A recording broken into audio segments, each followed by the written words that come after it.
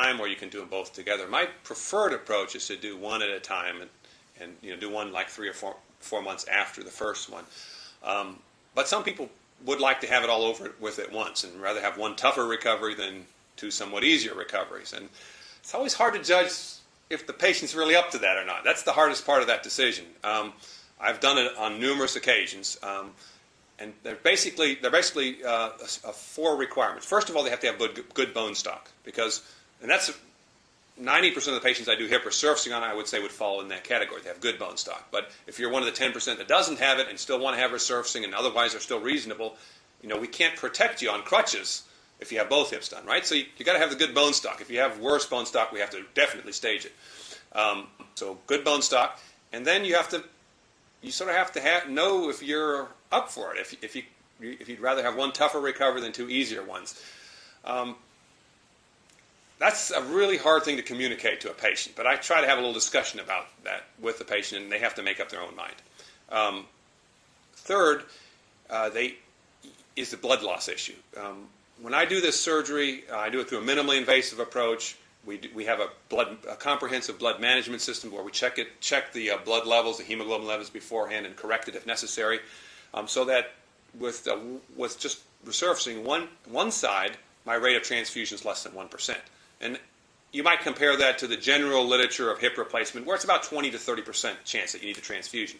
So we can do this in young people who can tolerate some blood loss with less than a 1% transfusion rate. If you do 2 operations, you have 2 blood losses in that same week. So the chance that you might drop low enough where you need transfusions is higher. I'm still under 5% in the bilateral. So I have to know what the patient's tolerance to that is.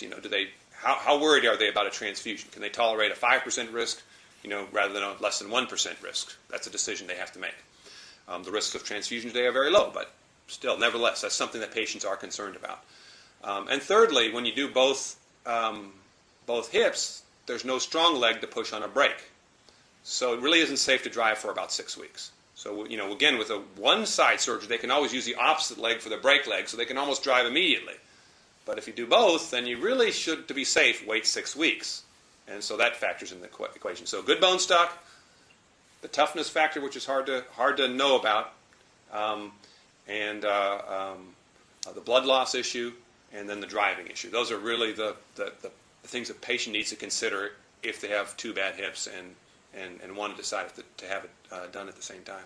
And what is the average size of your incisions approximately? My incisions are typically about 4 inches, and I do that in 90% of the time. I don't promise a certain size because really what's most important is how you line the components up in surgery, right? So that's the first goal, but if you've done a lot of these surgeries, you don't need as many visual clues, so the incision can become smaller. Because when you mentioned earlier minimally invasive, that tends to be a marketing hype used a lot with total hip replacement, and that's not really what you do. You do a minimal incision with leaving enough room to do the job right. That's correct. I think you're absolutely correct that the whole concept of minimally invasive is way overblown. It's way overhyped.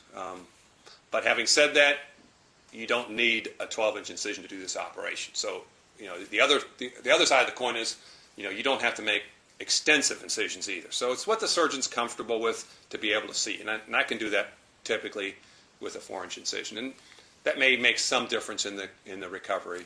But you really need to make an adequate incision to see how you put the components. That's by far and away the most important thing. So the newer surgeons should use a larger incision because they're not as experienced as you are. Absolutely, and there's not much difference, I don't think, in making a larger incision. I made a larger incision when I started out, and when I have surgeons come to learn from me, I'm showing them how to do it through a small incision, but I try to emphasize to them, really for the first 100 cases, you should make a significantly larger incision, really see what you're doing until you get comfortable doing the same operation with a lot fewer visual cues. Now, if you do ever get inside a patient and realize that a resurfacing is not possible, what sort of total hip replacement device do you use? I would use a large metal bearing total hip replacement. I think the main advantage of resurfacing is that you have the large bearing that's stable, that doesn't break. You can run and jump on these, and they're not going to fracture ever. So they're stable, they don't break. The hip resurfacing, of course, is bone preserving. So that's the other reason we do hip resurfacing, but in some cases you just can't do that. But if you use a large metal bearing total hip, you can still get many of the advantages of hip resurfacing. By the way, when I started this 9 years ago, at that point, if you wanted the large bearing stability option, there was no large bearing metal on metal total hip. That's only come around the last 2 or 3 years. So it's kind of odd how we've developed this. The resurfacing was the first, and then the large bearings came afterwards. So the large bearing is a pretty good option if you can't do it.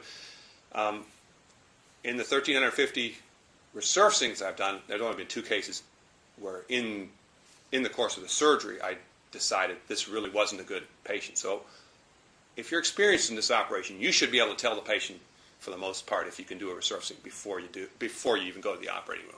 So there shouldn't be this, we'll see what happens when we get there approach. You should know if you can do it or not if you have the experience. So Dr. Gross, you're a real firm believer in resurfacing first, if at all possible.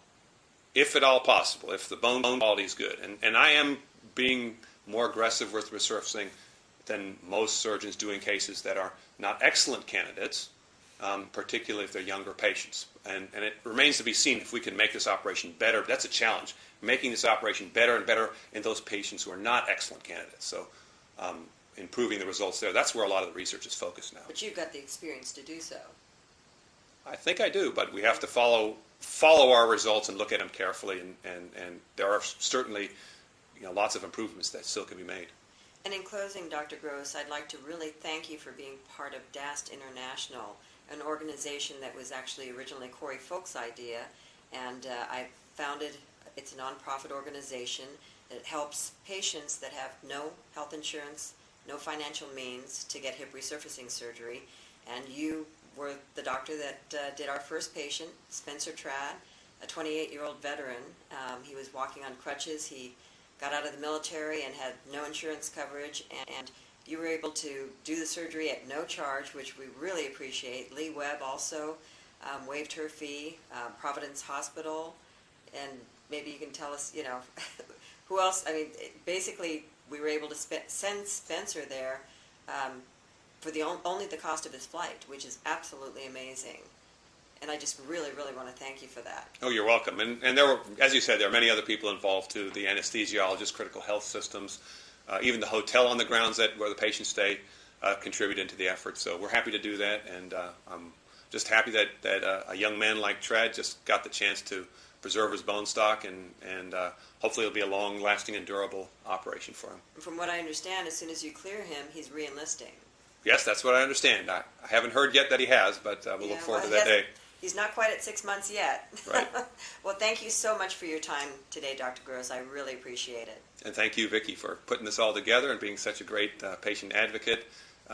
Clearly, more people need to hear about this procedure, particularly the young and active people, where it's really critical to preserve their bone stock. And I thank you again for all your efforts.